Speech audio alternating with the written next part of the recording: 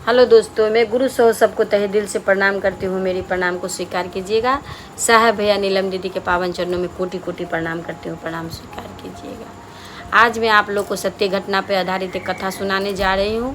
आशा करती हूँ ये कथा आप लोग को अच्छा लगेगा। अगर अच्छा लगे तो आप लोग हमें कमेंट बॉक्स में लिखकर ज़रूर बताइएगा।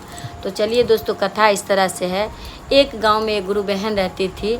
तो गुरु बहन थी। गुरु बहन का एक बेटी हुआ और दोनों पति पत्नी बहुत ही जगन्नाथ भगवान का सेवा करते थे, बहुत ही पूजा पाठ भाव से करते थे।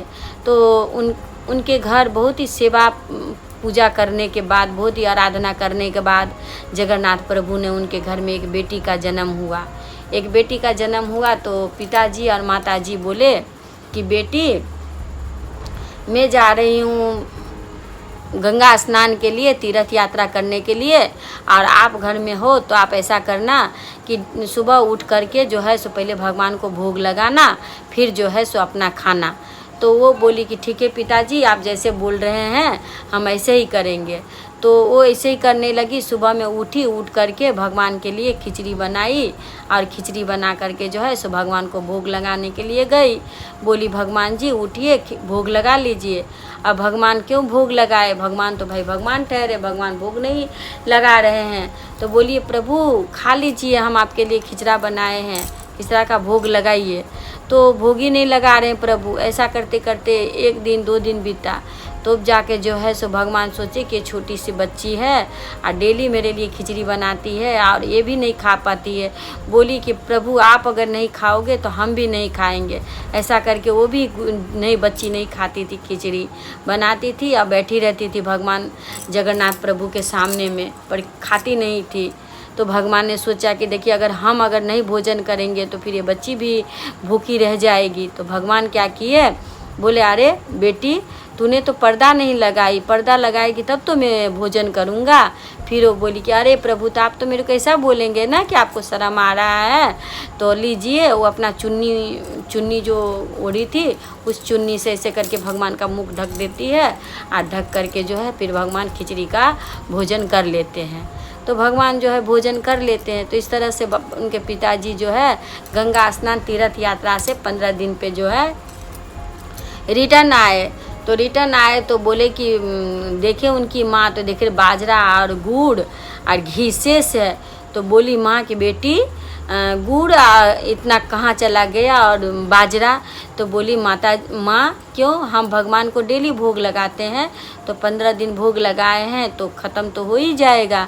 तो माँ बोलने लगी कि अरे बेटा, भगवान को खिचड़ी का भोग हम थोड़ी ना आपको बोले थे लगाने के लिए, हम तो ऐसे ही शक्कर का भोग लगाने के लिए आपको बोले थे। तो बोली नहीं माँ, मैं डेली भगवान को खिचड़ी का भोग लगाती हूँ और डेली भगवान खाते भी है।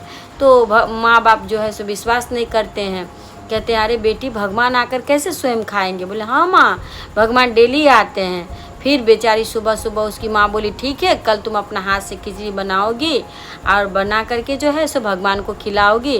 भगवान खाते हैं कि नहीं हम लोग को देखना है। फिर वो दूसरे दिन उठ करके जो है सो खिचड़ी बना करके जगन्नाथ प्रभु के सामने में रख दिए और पर्दा लगा दी। जगन्नाथ प्रभु जिस तरह से खाते थे उसी तरह से जो है सो खा लिए।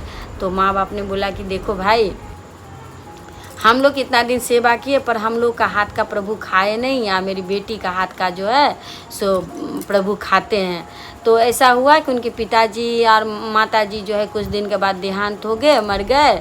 तो अकेली वो लड़की रह गई। तो अब क्या करे? तो जाते जाते जो है चले गए जगन्नाथपुरी में जा कर के वहीं पे एक झोपड़ा बना करके वहीं रहने लगी और रह करके जो है सो डेली भगवान को खिचड़ी बनाती और भोग लगाती। तो एक दिन पंडित जी आए तो देखे कि वो बिना नहाए धोए खिचड़ा बना रही है। तो बोली उससे कि अरे तुम बिना नहाए धोए खिचड़ा बना रही हो, इस तरह से थोड़ी ना भगवान का खिचड़ी बनता है। भगवान को तो है अच्छा से नहाओ धो, कपड़ा चेंज करो, फिर भगवान का भोग लगाया जाता है। तो वो बोली ठीक है पंडित जी, हम ऐसा ही करेंगे। फिर दूसरे दिन वो सुबह में नहा धो करके फिर बाजरा को लेकर के लाई और खिचड़ा बनाई। तो उनका क्या हुआ, खिचड़ी बनाते बनाते जो है सो देरी हो गया। तो एक नन्हा सा बालक आया, बोला माँ हमें खिचड़ा दो, बहुत भूख लगा है।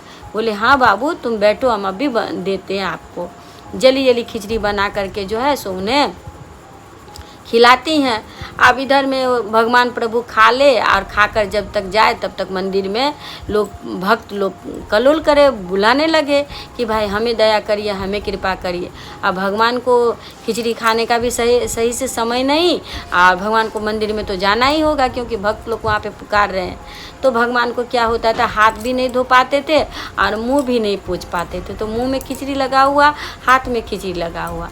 तो पंडित जी सुबह में जाकर पूजा करते थे, देखते थे अरे भगवान के मुंह में खिचड़ी लगा है, भाई खिचड़ी कहाँ से लगा है, हाथ में खिचड़ी लगा हुआ है। पंडित जी नोटिस कर रहे हैं कि भाई ऐसा कैसे हो सकता है। तब जाके जो है एक दिन प्रभु सपने में आए, जगन्नाथ प्रभु सपने में आए पंडित जी के, बोले पंडित जी तुम इतना चिंतित क्यों हो कि मुंह में खिचड़ा क्यों लगा हुआ है और हाथ में तो इस तरह से लगा हुआ है।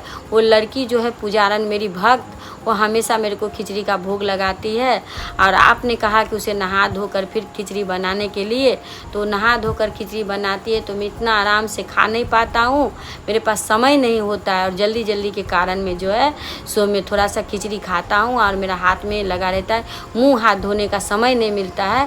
तब तक भक्त लोग आकर के जो है पुकारने लगते हैं और मैं मंदिर चला आता हूँ, इसीलिए मेरे हाथ में खिचड़ा लगा हुआ है। तो तुम ऐसा करना कि वो जैसे मेरे को खिचड़ी बनाकर खिला रही है, जिस भाव से मेरे को दे रही है, हमको उसी में पसंद है।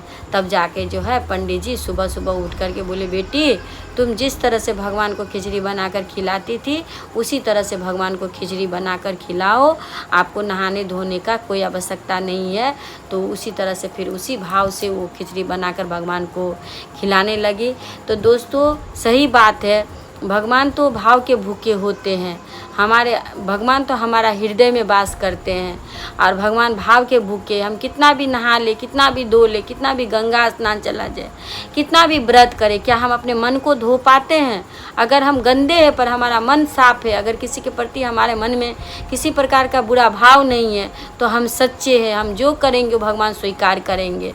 हमें इसी तरह से रहना चाहिए। कहते हैं जैसे हो ऐसे ही रहो तो भगवान दया करते हैं, उसमें ज़्यादा ये दिखाने का आवश्यकता नहीं है। तो इसी तरह जिस तरह से उनका स्वीकार किया भगवान ने उनका भक्ति को, इसी तरह से हम लोग भी अपने गुरुदेव का सेवा करते रहे। जो भी खाए, दाल रोटी, दुखी है सुखी है, जो भी हमारे घर में बने, बोले गुरुदेव हमारा घर का खाना बन गया है, हम लोग खा रहे हैं, आइए आप भी खाइएगा। प्रभु उसी में खुश हो जाएंगे, वही में प्रभु खाते रहेंगे और दया कृपा करते रहेंगे। तो आशा करते हैं कथा आप लोग को अच्छा लगा होगा। अगर अच्छा लगा हो तो आप लोग ज़रूर हमें बताइएगा।